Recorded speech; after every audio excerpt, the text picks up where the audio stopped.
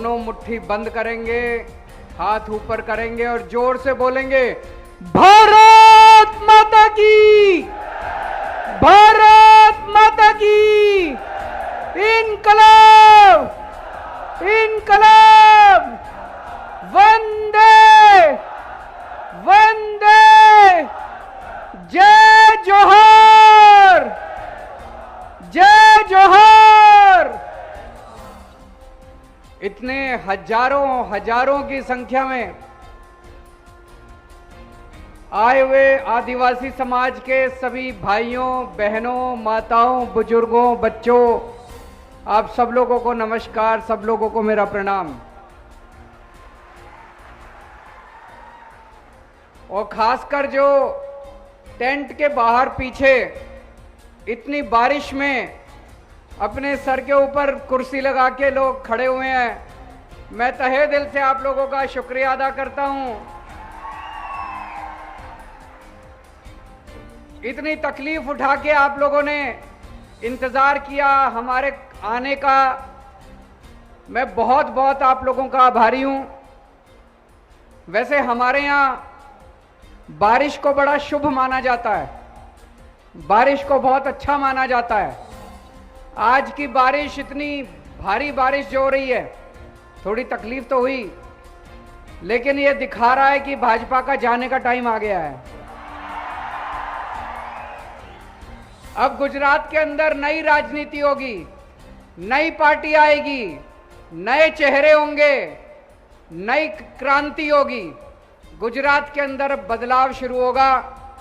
27 साल से जो ये लोग लूट रहे थे, खसोट रहे थे, अब इसको बंद करने का टाइम आ गया। आ गया कि नहीं आ गया है?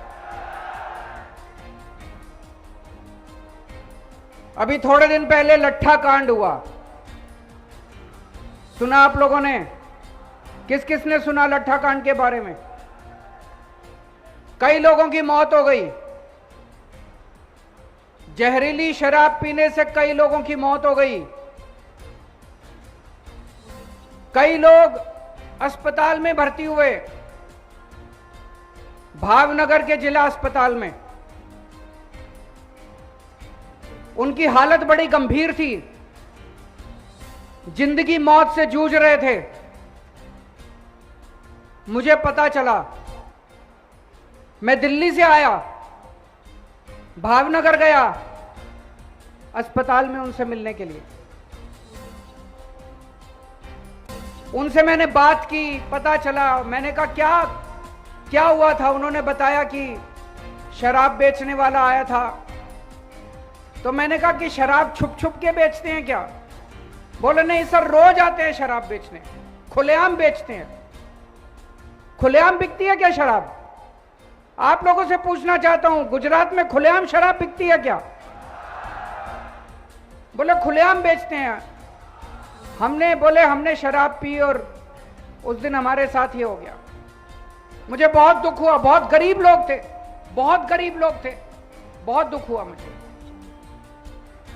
लेकिन दोस्तों, मुझे ज्यादा दुख इस बात का हुआ कि गुजरात के मुख्यमंत्री भूपेंद्र भाई पटेल उन लोगों से मिलने के लिए अस्पताल नहीं गए।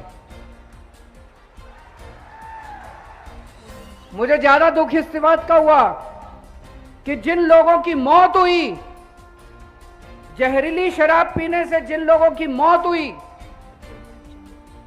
गुजरात के मुख्यमंत्री उनके परिवार के लोगों से मिलने के लिए उनके गांव में नहीं गए। हर चीज में वोट नहीं होती, हर चीज में वोट नहीं देखी जाती। से मिलने नहीं गए, अस्पताल में भी नहीं गए, जिन लोगों के घर में मौत हुई थी उनके घर में मिलने के लिए भी नहीं गए।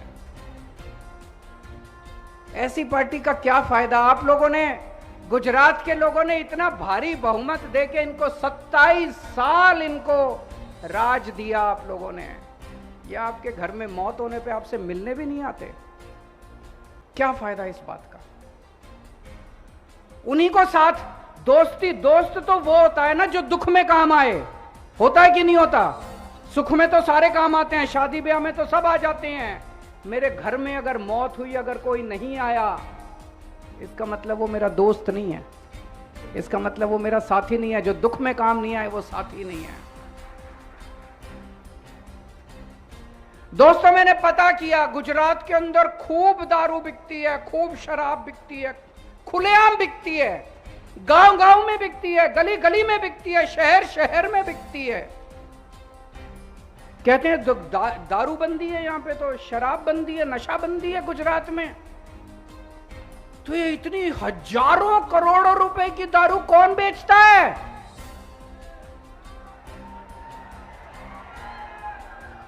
हजारों करोड़ों रुपए की दारू कौन बेचता है? किसका धंधा है ये? कौन पैसे कमाता है इससे?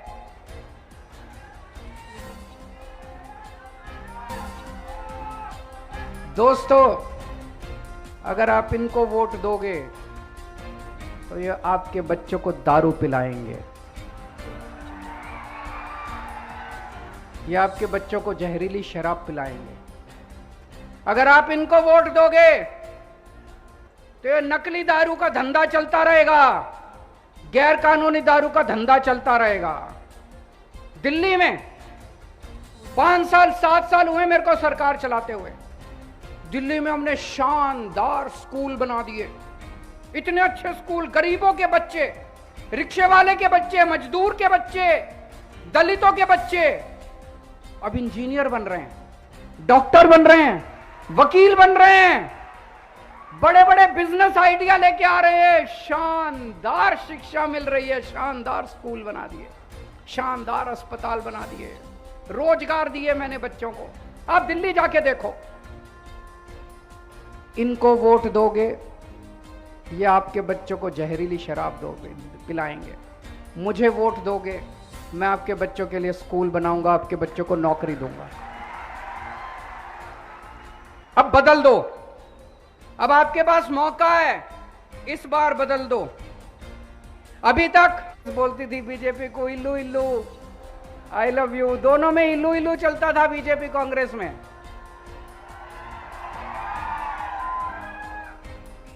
दोनों में इल्लू इल्लू, दोनों खूब ऐश कर रहे थे दोनों मिलके। आप कांग्रेस को वोट देते थे, वो जाके बीजेपी में बैठ जाते थे। अब ये बंद होगा, अब ये नहीं चलेगा, अब ये इल्लू इल्लू की राजनीति नहीं चलेगी। अब ये बंद करनी है इल्लू इल्लू की राजनीति। अब ईमानदारी की राजनीति चलेगी। अब ईमानदार पार्टी आ गई है गुजरात के अंदर, आम आदमी पार्टी आ गई है गुजरात के अंदर। अब ईमानदारी की राजनीति चलेगी, ये बंद करना है। कांग्रेस को वोट देने से कोई फायदा नहीं है। इस बार एक भी वोट कांग्रेस को नहीं पड़ना चाहिए, हर वोट आम आदमी पार्टी को, झाड़ू को पड़ना चाहिए। कांग्रेस में कई नेता तो छोड़ के बीजेपी में चले गए, कई नेता चुनाव के पहले चले जाएंगे और जो बचेंगे वो सारे चुनाव के बाद चले जाएंगे कांग्रेसी। तो अब कांग्रेस में कुछ नहीं बचा। ये वाला चुनाव सीधे सीधे आम आदमी पार्टी और बीजेपी के बीच में है। आम आदमी पार्टी मतलब ईमानदार पार्टी, आम आदमी पार्टी मतलब देशभक्त पार्टी, नई राजनीति, नए चेहरे, नई सोच, नई उमंग, नई एनर्जी। और भाजपा मतलब जहरीली शराब, भ्रष्टाचार, नकली दारू। आज मैं आपके बीच में आपके मुद्दों के बारे में बात करने आया हूं। मेरे को भाषण वाषण नहीं आता, मेरे को राजनीति करनी भी नहीं आती, मेरे को पॉलिटिक्स नहीं आती, मेरे को काम करना आता है, मेरे को देश के लिए काम करना आता है। मैं भी आम आदमी हूं। आज से 10 साल पहले इस देश में केजरीवाल को कोई नहीं जानता था। एक आम आदमी हूं मैं, इसीलिए मैं एक आम आदमी की समस्या समझता हूं। एक आम आदमी कैसे बड़ी मुश्किल से पैसे कमाता है, अपने बच्चों को पालता है, परिवार को पालता है, महंगाई हो गई है। तो आज मैं आपको कुछ गारंटी दे रहा हूं। गारंटी क्यों दे रहा हूं? गारंटी का क्या मतलब है? ये चुनावी वादा नहीं है। ये लोग भी आएंगे, बीजेपी कांग्रेस वाले भी आएंगे, कहेंगे ये हमारा मैनिफेस्टो, ये घोषणा पत्र, ये हमारा संकल्प पत्र, वो सब झूठे होते हैं। गारंटी मतलब आप टीवी खरीदने जाते हो मार्केट से, टीवी वाला आपको 2 साल की गारंटी देता है कि अगर 2 साल में टीवी खराब हो गया तो वापस। मैं आपको 5 साल की गारंटी दे रहा हूं। अगर हमने काम नहीं किया तो 5 साल के धक्के मार के हमको बाहर निकाल देना, हमको गुजरात में मत घुसने देना अगली बार। और ये केजरीवाल की गारंटी है, टूटती नहीं है कभी, पक्की गारंटी है, एक एक शब्द में सोच के बोलता हूं।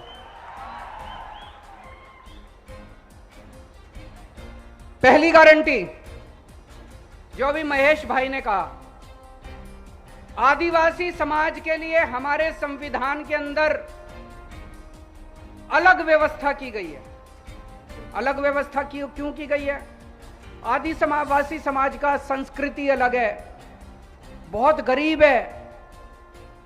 इसीलिए बाबा साहब अंबेडकर ने, संविधान के निर्माताओं ने आदिवासी समाज के लिए 5th शेड्यूल बनाया, 5वां शेड्यूल बनाया, लेकिन किसी ने लागू नहीं किया।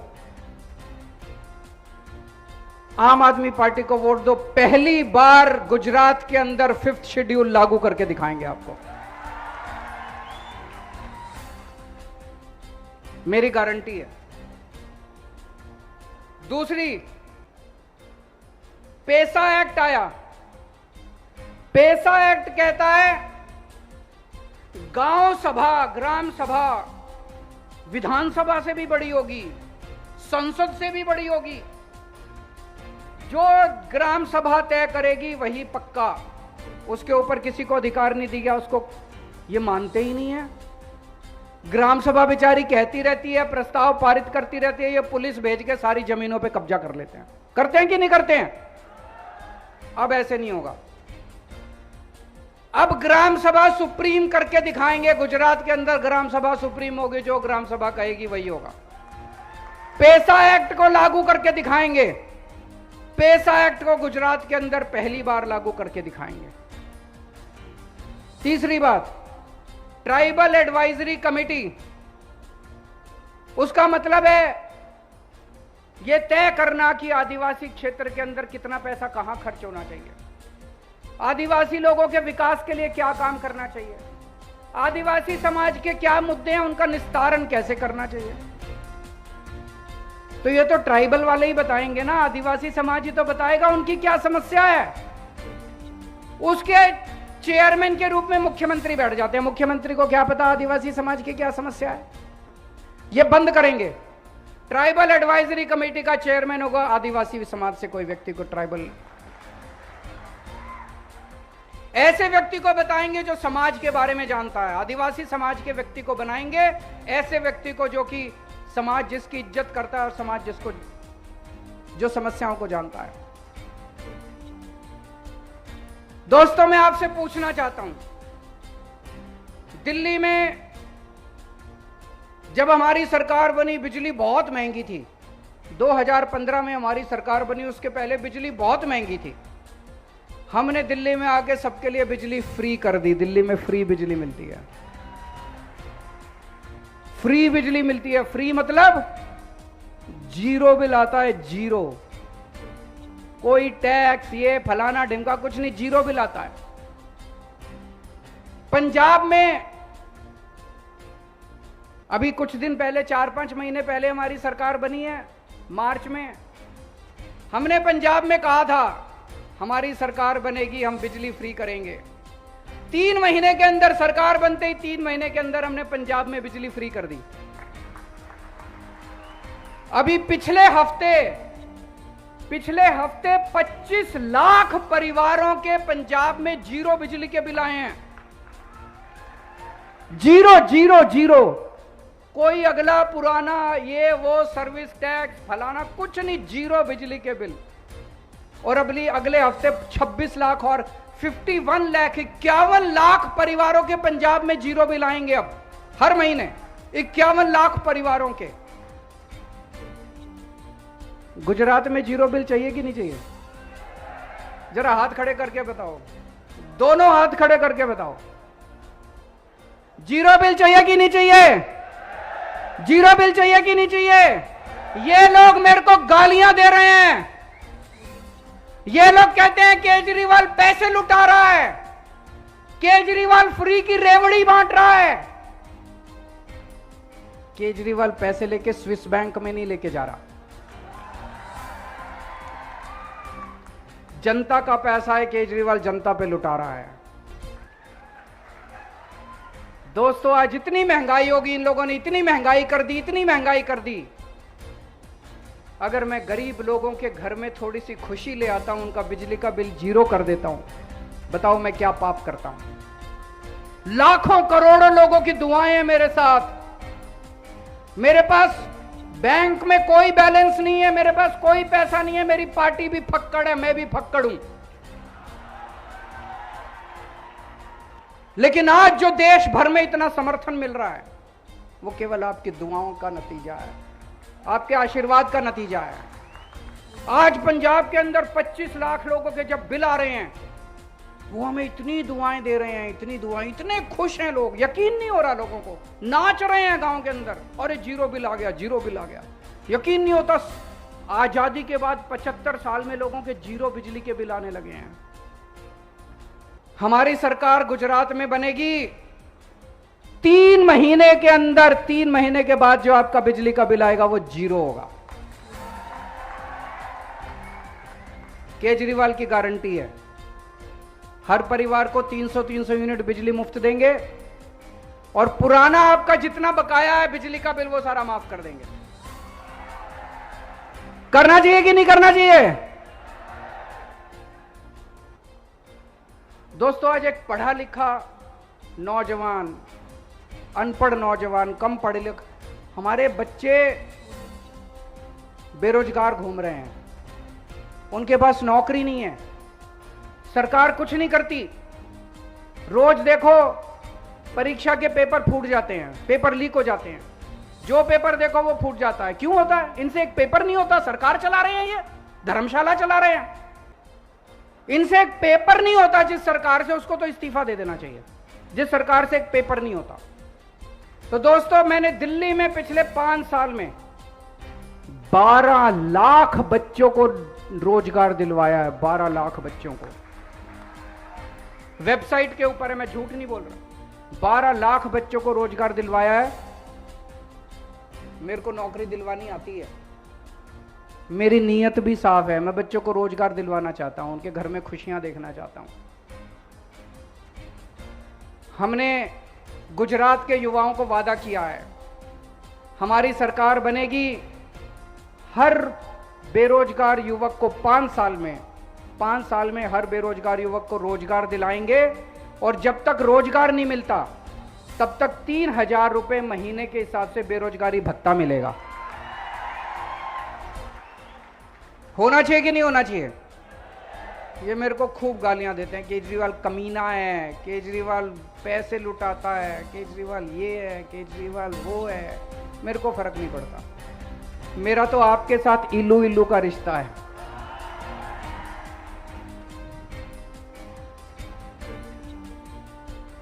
मैंने पूरी प्लानिंग करी है, महेश भाई के साथ बैठ के, गोपाल इटालिया के साथ, ईशुदान भाई के साथ, इंद्रानिल भाई, सबके साथ बैठ के मैंने प्लानिंग करी है। हम आपके लिए 10 लाख सरकारी नौकरियों का इंतजाम करेंगे। 10 लाख सरकारी नौकरियों का इंतजाम करेंगे, उसमें आदिवासी समाज को पूरा हक मिलेगा, उनको पूरा अपना कोटा मिलेगा। इनके बस की बात नहीं है, ये हम ही कर सकते हैं। 10 लाख सरकारी नौकरियों का इंतजाम करेंगे। दिल्ली में हमने स्कूल बहुत अच्छे बनाए। आदिवासी समाज आज पिछड़ा इस वजह से है क्योंकि उनको अच्छी शिक्षा नहीं मिली। मेरी गारंटी है, मैं खुद सुपरवाइज करूंगा, हर गांव में, आदिवासी समाज के हर गांव में एक शानदार, प्राइवेट से भी अच्छा सरकारी स्कूल बनाएंगे हर गांव के अंदर। आपके बच्चों को अच्छी शिक्षा देने की मेरी जिम्मेदारी है। हर गांव में एक अच्छा अस्पताल, अच्छा मोहल्ला क्लिनिक, और जिले के अंदर अच्छा एक अस्पताल बनाएंगे। दिल्ली में हमने बहुत अच्छे अस्पताल बनाए हैं, दिल्ली में हमने बहुत अच्छे सरकारी अस्पताल। दिल्ली में 2 करोड़ लोग रहते हैं। दिल्ली के अंदर मैंने ऐसी व्यवस्था कर दी, सरकारी अस्पताल बहुत अच्छे बना दिए, हर मोहल्ले में एक एक क्लिनिक खोल दिया, और दिल्ली के 2 करोड़ लोगों के लिए हमने सारा इलाज मुफ्त कर दिया। दवाइयां भी मुफ्त, टेस्ट भी मुफ्त। आपका ऑपरेशन कितना भी महंगे से महंगा ऑपरेशन हो वो भी मुफ्त। आपके लिए भी ये इंतजाम करेंगे, सारा इलाज मुफ्त। आपके लिए अच्छे अस्पताल बनाएंगे। अगर सरकारी अस्पताल में कोई नहीं हो सकता, आपको प्राइवेट से कराना पड़ेगा, वो भी मुफ्त होगा, सरकार उसका पैसा देगी। होना चाहिए कि नहीं होना चाहिए? जितने हमारे आदिवासी समाज के लोग बेघर हैं, जितने बेघर हैं वो सबसे गरीब हैं, उनके घर पे छत, उनके सर पे छत नहीं है, सरकार उनको घर देगी, उनको एक फ्री में घर देगी। जितने आदिवासी समाज के लोग बेघर हैं, और हर गांव को एक पक्की सड़क के साथ जोड़ा जाएगा। ये सारी बातें मैंने छोटू भाई वसावा, महेश भाई से, सबके साथ मिलके हम लोगों ने बनाया है। मंजूर है आप लोगों को? दोस्तों, जैसे मैंने कहा, मैं फक्कड़ आदमी हूं, मेरे पास पैसे नहीं है चुनाव लड़ने के। चुनाव आपको लड़ना पड़ेगा, काम आपको करना पड़ेगा। 3 महीने रह गए। एक एक आदमी को अपने अपने गांव में जाके अब घर घर जाना है और सब लोगों को बोलना है कि एक एक वोट झाड़ू को पड़ना चाहिए। एक एक आदमी, या जितने लोग आए हैं, आज कसम खा के जाएं कि कम से कम एक एक आदमी अगले 3 महीने में 100 लोगों को आम आदमी पार्टी को वोट देने के लिए तैयार करेगा।